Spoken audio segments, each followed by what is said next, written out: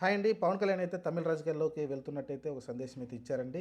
అక్కడ ప్రజలు కోరుకుంటే తమిళనాడు వెళ్ళి నేనైతే పోటీ చేస్తానని చెప్పుకొచ్చారు. అలానే తన పార్టీ అక్కడ స్థాపించి మళ్ళీ అక్కడ పోటీ చేసే అవకాశం అయితే కనిపిస్తుంది. ప్రజలు స్వాగతించాలి, ప్రజలు బట్టి నేనైతే ముందుకెళ్తానని చెప్పాడు. ప్రజలు నన్ను ఆశీర్వదిస్తే తమిళనాడులో కూడా పోటీ చేస్తా అంటున్నాడు. చూడాలి మరి. ప్రస్తుతానికైతే తమిళనాడు ఆల్రెడీ కొత్త పార్టీలు, విజయ్ పార్టీ కూడా కొత్తగా పెట్టాడు. అంతకుముందు చాలా పార్టీలు పెట్టిన వాళ్ళు అందరూ కూడా కనుమరుగైపోయారు. విజయకాంత్ కావచ్చు, శరత్ కుమార్ లాంటి వాళ్ళు పార్టీలు పెట్టారు.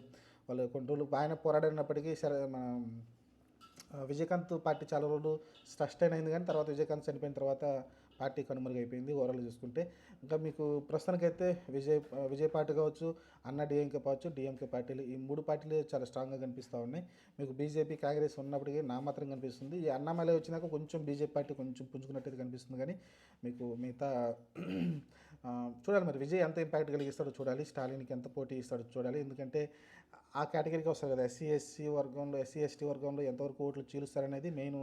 డిఎంకే ఓటమి గెలుపు మీద డిపెండ్ అయి ఉంటుంది.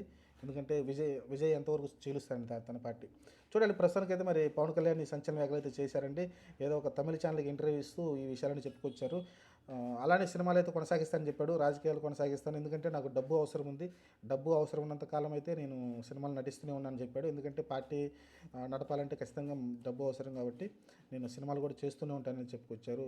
కాకపోతే మెయిన్ ప్రధాన అయితే రాజకీయాలకు ఇస్తాను, రాజకీయాల్లో ఎలాంటి తప్పులు జరగకుండా చూసుకుంటూ సినిమాలు అయితే తీస్తానైతే చెప్పారు. సినిమాలు అయితే ఆపనని అయితే ఒక మాట అయితే చెప్పడం చూసాం. అది అభిమానులకి సంతోషకరమైన విషయం.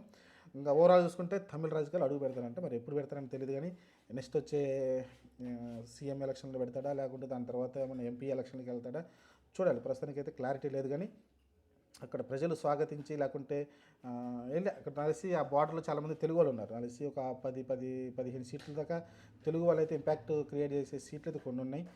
చెన్నై ఏరియా కావచ్చు, లేకుంటే ఆ ఏరియా చెన్నై బార్డర్, మన ఆంధ్ర బార్డర్ ఏదైతే ఉందో అక్కడ ఒక 10-15 సీట్లు అయితే ఇంపాక్ట్ కలిగించే సీట్లు అయితే ఉన్నాయి తెలుగు వాళ్ళు.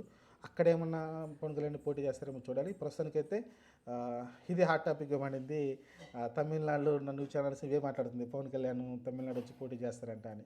యాక్చువల్గా నాన్ తమిళని అక్కడ ఎవరు అంగీకరించరు, అంత ఈజీగా అంగీకరించరు. తమిళకు తెలిసిందే కదా, వాళ్ళకి ఎక్కువ భాష కానీ లేకుంటే వాళ్ళ ప్రాంతీయత అనేది చాలా ఎక్కువగా ఉంటుంది వాళ్ళ మాటల్లో కానీ వాళ్ళ తీరులో కానీ. చూడాలి మరి ప్లస్ పవన్ కళ్యాణ్ మరి ఎలా స్వాగతిస్తారో, ఎలా ఇబ్బందులు ఎదుర్కొంటాడో చూద్దాం. ఫ్యూచర్ డిసైడ్ చేస్తుంది.